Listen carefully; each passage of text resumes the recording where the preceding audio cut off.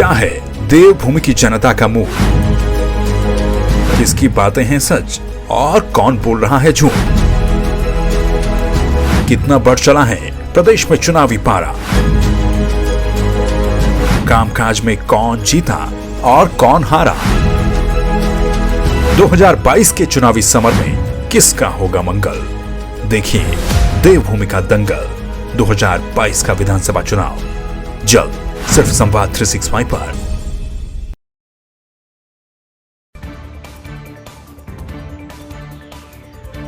टिहरी में कोरोना काल के दौरान बेहतर कार्य करने के लिए आशाओं और आंगनबाड़ी कार्यकर्तियों के सम्मान में गजा बीजेपी नरेंद्रनगर मंडल के द्वारा समारोह का आयोजन किया गया। समारोह में कैबिनेट मंत्री सुबोध उनियाल ने आशाओं और आंगनबाड़ी कार्यकर्तियों को सम्मानित किया। टिहरी के नरेंद्रनगर प्रखंड की ग्राम पंचायत पयाल गांव में इन दिनों माहौल गरमाया हुआ है। यहां प्रधान और उप प्रधान एक दूसरे पर आरोप लगा रहे हैं। उप प्रधान राकेश सिंह गुसाई के द्वारा प्रधान उर्मिला देवी के खिलाफ डीपीआरओ को लिखित शिकायत दर्ज करवाई गई थी कि प्रधान गांव में नहीं रहती। वहीं मामले को लेकर खुली बैठक में एडीओ पंचायत और ग्राम पंचायत विकास अधिकारी भी पहुंचे, जिसमें प्रधान उर्मिला देवी ने कहा है कि उन पर जो आरोप लगाए गए हैं वो बेबुनियाद हैं। बाजपुर में आम आदमी पार्टी के कार्यकर्ताओं ने प्रदेश की बीजेपी सरकार पर भ्रष्टाचार को बढ़ावा देने का आरोप लगाते हुए भगत सिंह चौक पर जमकर प्रदर्शन किया। इस दौरान आम आदमी पार्टी के कार्यकर्ताओं ने प्रदेश की बीजेपी सरकार पर बेरोजगारों को नौकरी देने के नाम पर अवैध वसूली करने का आरोप लगाया है। भ्रष्टाचार के लिए एक नया तरीका ढूंढ लिया है। इन्होंने क्या किया है कि किसी थर्ड पार्टी कंपनी को ठेका दे दिया है नौकरी में भर्ती करने के लिए, सिक्योरिटी गार्ड और क्लर्क के लिए। वो कंपनी क्या कर रही है, उत्तराखंड के जो बेरोजगार युवा हैं उनको 8,000 की नौकरी दे रही है 11 महीने कॉन्ट्रैक्ट पे, और 25,000, 35,000, 40,000 ऐसे रेट फिक्स कर रखे हैं। उसका महिला विकास और चाइल्ड वेलफेयर की डिपार्टमेंट के हेड है रेखा आर्या जी, उसमें कर्नल कोठियाल जी ने अप्लाई कर दिया, उनसे भी 25,000 रुपये लिए गए। जब ये मामला तब सामने आया जब कर्नल कोठियाल जी अपनी 25,000 रुपये की रसीद लेके जो घूस के तौर पे लिए गए वहाँ पे, और अपने अपॉइंटमेंट लेटर लेके उस डिपार्टमेंट में गए। तो अभी भाजपा क्या कर रही है कि बेरोजगारों को नौकरी देने के नाम पे छलावा कर रही है और हर कदम पे भ्रष्टाचार कर रही है। सुल्तानपुर पट्टी में रामलीला कमेटी के द्वारा नगर में झंडा यात्रा निकाली गई। रामलीला कमेटी के द्वारा निकाली गई झंडा यात्रा का नगर में विभिन्न जगहों पर जोरदार स्वागत किया गया। पूर्व रामलीला कमेटी के अध्यक्ष ज्योति स्वरूप अग्रवाल की अध्यक्षता में झंडा यात्रा का आयोजन किया गया। झंडा यात्रा से पूर्व पुरानी रामलीला भवन में पंडित दीपक शर्मा ने पूजा अर्चना कर झंडा यात्रा का शुभारंभ किया। आज से ही रामलीला का मंचन का समय 1.25 महीने का रह गया है और बड़े ही धूमधाम से झंडे का स्वागत हो रहा है और पूरे नगर में झंडा पूरे घूमेगा। श्री रामलीला के ध्वज का पूजन लगभग 85 वर्षों से यहाँ पर हो रहा है और आज से इस महान यज्ञ की आहुति का दिन रखा जाता है और भगवान श्री राम का ध्वज लगाया जाता है और नगर में उसका भ्रमण किया जाता है। उत्तराखंड में प्रांतीय रक्षक दल यानी कि पीआरडी के नवनिर्वाचित अध्यक्ष दिनेश प्रसाद का बीजेपी के वरिष्ठ नेता सुरेश तिवारी ने अपने आवास पर जोरदार स्वागत किया।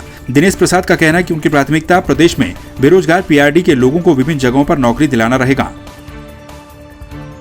हमारे क्षेत्र के उत्तराखंड के सुदूरवर्ती क्षेत्रों में भी हमारे होमगार्ड्स के जवान तैनात रहते हैं। आपने देखा होगा सरकारी जितने भी संस्थान हैं या जहाँ पर भी मुख्य चौराहे हैं वहाँ पर हमारे नौजवान वहाँ पर ड्यूटी दे रहे हैं। हमारा प्रयास रहेगा, हमारी सरकार का प्रयास रहेगा कि पीआरडी के जवानों की जो छोटी छोटी समस्याएं हैं, जैसे उनके वेतन की समस्या है, लगातार उनको वेतन नहीं मिल पाता, तो हमारा प्रयास रहेगा कि उनके प्रति माह लगातार उनका वेतन मिले। अभी थोड़े समय के बाद पीआरडी अब हम दिनेश जी के साथ बैठकर माननीय मंत्री जी से इस बारे में विचार विमर्श करेंगे और हमारा प्रयास रहेगा, हमारी सरकार का प्रयास रहेगा कि ज़्यादा से ज़्यादा पीआरडी के जवानों को सुविधा मिले। प्रदेश में जितने भी जवान हैं जो अभी खाली बेरोजगार बैठे हैं उनको सबको ड्यूटी दिलवाना, सरकार द्वारा ड्यूटी दिलवाएंगे जिससे कि उनका भरण पोषण सही हो सके। बहुत से हमारी बेरोजगारी बहुत है क्योंकि हमारे पीआरडी जवान पूर्णतः ड्यूटी नहीं कर पाते हैं। कुछ कर भी रहे हैं तो किसी को 6 महीने का रोजगार मिलता है, किसी का साल भर का, उसके बाद उनको ड्यूटी से हटा दिया जाता है। तो मेरी पहली प्राथमिकता है कि जितने भी जवान हैं उत्तराखंड में सबको ड्यूटी दिलाई जाएगी। जोशीमठ में उर्गम घाटी की आराध्य भगवती गौरा को बुलाने के लिए गौरा मंदिर से फ्योला नारायण के लिए जात छतोली प्रस्थान हो गई, जो रोकनी बुग्याल में जाकर भगवती गौरा को जागरों के माध्यम से मायके बुलाएंगे। वहीं इसी के साथ ही अब उर्गम घाटी में लोकतंत्र यात्रा का शुभारंभ भी हो गया है। भल्ला वंशजों की कुलदेवी गौरा की जात तीज तिथि की होती है।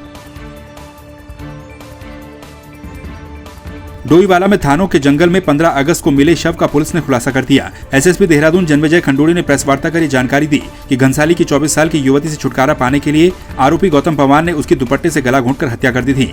आरोपी के मुताबिक युवती उसे ब्लैकमेल कर रही थी। फिलहाल पुलिस ने आरोपी को कोर्ट में पेश कर जेल भेज दिया। पौड़ी विकासखंड के ई डिस्ट्रिक्ट केंद्र में खराब नेट कनेक्टिविटी के चलते आम जनता और ग्राम प्रधानों को इन दिनों खासी दिक्कतों का सामना करना पड़ रहा है। दरअसल ग्रामीण ई डिस्ट्रिक्ट केंद्र में जरूरी प्रमाण पत्रों को बनवाने के लिए पहुंचे, लेकिन यहां पर खराब नेट सेवा का खामियाजा उन्हें उठाना पड़ा, जिससे अब उनके प्रमाण पत्र समय पर नहीं बन पा रहे हैं।